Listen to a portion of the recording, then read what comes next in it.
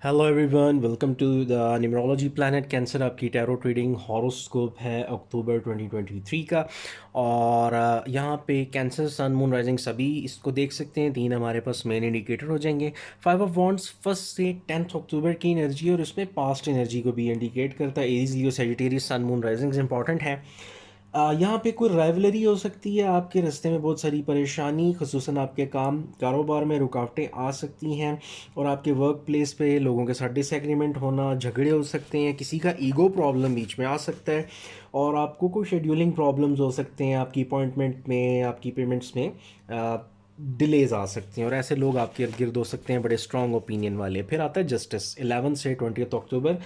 Justice indicate करता है Aquarius Libra Gemini sun moon risings को। आपकी ईमानदारी, आपकी एफर्ट्स का रिजल्ट ज़रूर आएगा। पॉजिटिव आउटकम्स को इंडिकेट करता है। माजी की गलतियां, चाहे आपकी कोई बिजनेस में मिस्टेक्स हुई हैं या रिलेशनशिप्स में, आप उसको सॉर्ट आउट कर सकते हो। चीज़ें बेहतरी की तरफ आ सकती हैं। जो भी अनफेयर सिचुएशन थी उसको आप दोबारा से बेहतरी की तरफ ला सकते हो। रिमूवल है डिस्टर्बेंसेस का। और फिर आता है हाई प्रीस्टेस 21 से 31 अक्टूबर 2023 की एनर्जी है। ये लास्ट कार्ड ये इंडिकेटर इंडिकेट करता है कि आपको एक तो अपनी चीज़ों को ज़रा सीक्रेट रखना चाहिए, रिलेशनशिप को, अपनी अर्निंग्स को, और थोड़ा सा प्राइवेसी में रखें अपने प्लान्स को, क्योंकि यहाँ पे अभी बहुत सारे ऐसे सीक्रेट हैं, ऐसी विजडम वाली बातें जो अभी आप तक रिवील नहीं हुई। आपको कुछ काउंसलिंग की ज़रूरत हो सकती है। और बहुत सारे इशू, चाहे वो आपके हेल्थ के हों, आपके रिलेशंस के, जहाँ पे आपको भी क्लैरिटी नहीं मिल रही, आपको कुदरती तौर पे जो एक मामलात का अपने टाइम पे आके रिवील होना होता है, ज़ाहिर होना होता है, उस पर बिलीव करना चाहिए, ताकि आपको थोड़ा सा टाइम अपने आप को दें। चीज़ें अपने टाइम पे आपके सामने ओपन अप होना शुरू हो जाएंगी, बहुत सारी चीज़ें जो भी आपके माइंड में स्टक हैं। फिर आता है कैरियर फाइनेंसेस। सबसे पहले सन कार्ड है 1 से 10 अक्टूबर की energy. Aries Leo Sagittarius sun moon rising. यहाँ पे किसी भी इशू कैरियर फाइनेंसेस में आपका जो चल रहा है, वहाँ पे को आपको सडन हेल्प मिल सकती है किसी कलीग, पार्टनर से, किसी सपोर्टिव फ्रेंड से। और कोई पुराने आपके पेमेंट रिटर्न हो सकती है। कोई आपका इंसेंटिव बोनस अगर रहता था कहीं से, पुरानी किसी इन्वेस्टमेंट से पैसों का आना, और ओवरऑल वेल बींग है, किसी प्रोजेक्ट का अप्रूव हो जाना, कोई अच्छी पार्टनरशिप मिल जाना बिजनेस के रिगार्डिंग। फिर आता है 11 से 20 अक्टूबर के लिए 8 ऑफ सॉर्ड्स है। तो Aquarius Libra Gemini sun moon risings important है। यहाँ आपके वर्क प्लेस पे आपके को वर्कर्स या कोई आपके लिए को पैनिक सिचुएशन कर सकता है। फाइनेंसिस के मसाइल हो सकते हैं, कहीं पेमेंट इन 10 दिन में स्टक होना। और इसके साथ कोई सिचुएशन ऐसी जहाँ पे बिजनेस में कहीं पे भी कोई राइवलरी अगर चल रही है, तो कोई आपको टाइमली थोड़ा सा लॉक कर सकता है, आपके डिसीजंस को हार्म कर सकता है, या आपके लिए कोई रुकावट परेशानी आपके काम में इन 10 दिन में आ सकती है, जहाँ पे आप अपने डिसीजंस इजीली प्रैक्टिस ना कर सको। आगे आता है पेज ऑफ पेंटिकल्स। 21 से 31 अक्टूबर की एनर्जी है। यहाँ पे आपके फाइनेंशियल मैटर्स में फिर से एक बेहतरी आ सकती है। कोई नई अपॉर्चुनिटीज़ मिलना, नए क्लाइंट्स और नए आपके पास टारगेट आ सकते हैं, कॉन्ट्रैक्ट्स। कोई आपकी इंश्योरेंस पॉलिसीज़, बिल्स, इंस्टॉलमेंट्स, ऐसा कुछ भी अगर रहता है तो कुदरती तौर पे आपको हेल्प आउट हो सकती हैं चीज़ों का फिर से कैश फ्लो बेहतर होना। जो लोग नए किसी बिजनेस लाइन में हैं, उनके लिए लर्निंग है, लेकिन ये एक बड़ा अच्छा स्टार्ट हो सकता है, क्योंकि पेज ऑफ पेंटिकल्स है। तो अगर आप यहाँ पे कुछ भी नया स्टार्ट करते हो, वहाँ पे एक तो कम्युनिकेशन और अंडरस्टैंडिंग, दो चीज़ें बड़ी इंपॉर्टेंट होगी। आपका वो क्या कहते हैं, बिजनेस बहुत अच्छा ग्रो कर सकता है। फिर आ जाते हैं लव रिलेशनशिप पे। सबसे पहले आ जाता है टेम्परेंस। टेम्परेंस लव रिलेशनशिप में इंडिकेट करता है कि आपको बजाय रूड होने के, ज़िद्दी होने के, अपने रिलेशनशिप्स पे फोकस करना है। एक तो माजी के इश्यूज से आपको हील होना चाहिए, आपके पार्टनर्स की कोई झगड़े इश्यूज थे, और सख्त डिसीजंस या बहुत ज़्यादा वो एक्सट्रीम्स पे जाने को आपने अवॉइड करना है।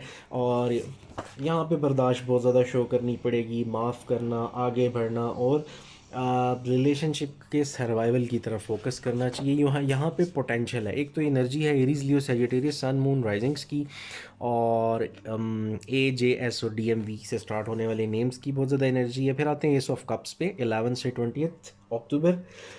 ये इंडिकेट करता है एग्जिस्टिंग रिलेशनशिप्स को भी आप बहुत अच्छा ग्रो कर सकते हो इमोशनली, एक दूसरे की गलतियों को इग्नोर करके एक नया फ्रेश स्टार्ट लेके, जहाँ पे आपका इक्वल एक्सचेंज ऑफ इमोशन हो सकता है और बेटरमेंट आना झगड़े नाराज़गियों के बाद। और कुछ लोगों के लिए एक सफरिंग और डिलेज़ के बाद जो सिंगल्स हैं उनके लिए कोई नई बिगनिंग हो सकती है, चाहे वो एंगेजमेंट मैरिज हो या वैसे किसी का आना, कुछ नए फ्रेंड्स का भी आना, ऐसे रिलेटिव या सराउंडिंग डेवलप हो जाना जहाँ पे आपके लोगों का बहुत ज़्यादा केयरिंग होना। और ये बड़ी अच्छी पार्टनरशिप है।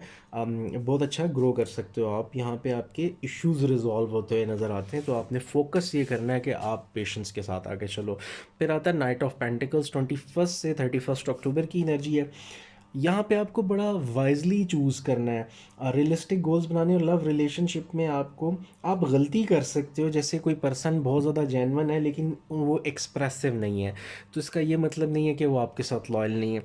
तो यहाँ पे आप थोड़ी सी मिस्टेक आपसे हो सकती है। सो आपने इसलिए कोशिश करनी है, नाइट ऑफ पेंटिकल्स की एनर्जी जब आपके रिलेशनशिप्स में तो एक फेथफुल लवर को शो करती है, बट थोड़ा सा रिलेशनशिप की ग्रोथ में आपको टाइम हो सकता है लगे। इवन जैसे आप न्यूली मैरिड हैं, आपके आर्गूमेंट्स चल रहे हैं, इशूज़ चल रहे हैं, तो आपको उसको टाइम देना होगा। या ओवरऑल एनर्जी अच्छी। और सिंगल्स के लिए भी यही है कि जो पर्सन चूज़ करें वाइजली चूज़ करें। सिर्फ अपीयरेंस और एटीट्यूड के इस पे कि कोई ज़्यादा एक्सप्रेसिव नहीं डजेंट मीन कि वो लॉयल नहीं। आउटकम्स पे आते हैं। किंग ऑफ थॉट्स है पहले 10 दिन, 1 to 10 अक्टूबर की आउटकम। एडवाइजेस, काउंसलिंग बहुत ज़्यादा ज़रूरत है, गाइडेंस मिल सकती है, पब्लिक डीलिंग बहुत ज़्यादा हो सकती है, स्ट्रेटेजी और कुछ प्लानिंग की ज़रूरत है। यहाँ पे बहुत ज़्यादा लॉजिकल रहना पड़ेगा। रूहानी तौर पे भी चीज़ों में बेहतरी आ सकती है, हेल्प मिलना रब ताला की। और रिलेशनशिप्स में बेहतरी की ये है कि आपको अपना कम्युनिकेशन, अपनी बातचीत बड़ी इजी और जिसे कहते हैं ना फ्लेक्सिबल ख़ुद को रखना होगा, चीज़ों को माफ़ करना और इग्नोर करना और हील करना। फिर आता है एम्परर, 11 से 20 अक्टूबर। एम्परर इंडिकेट करता है, चाहे आपके माली मामलात हों या आपके रिलेशनशिप के हालात में बेहतरी आना, सिचुएशन को कंट्रोल करना। सिर्फ ये कि थोड़े पेशेंस और प्लानिंग के साथ, यहाँ पे मेच्योरिटी भी है, रिस्पेक्ट भी है। बस चीज़ों को आपने इमोशनली नहीं लॉजिकली ट्रीट करना है।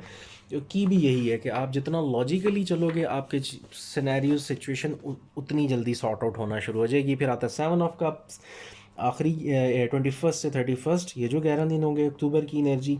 बहुत सारी अपॉर्चुनिटीज़ आ सकती हैं रिलेशन में भी और काम के वाले से, लेकिन एनर्जी स्कैटर्ड है तो मल्टीपल चॉइसेस के साथ आपका माइंड अनक्लियर हो सकता है। यहाँ पे ज़रूरी है कि सिर्फ लॉजिक नहीं, जब आप किसी सिनेरियो को पिक कर रहे हो किसी पर्सन को, तो आपने अपनी गट फीलिंग, इमोशंस, इंट्यूशंस सबको कलेक्टिवली यूज़ करना है, ना कि जस्ट लॉजिक को कि जो आपको नज़र आ रहा है। ठीक जैसे हमने यहाँ बात की थी रिलेशनशिप्स में नाइट ऑफ पेंटिकल्स पे।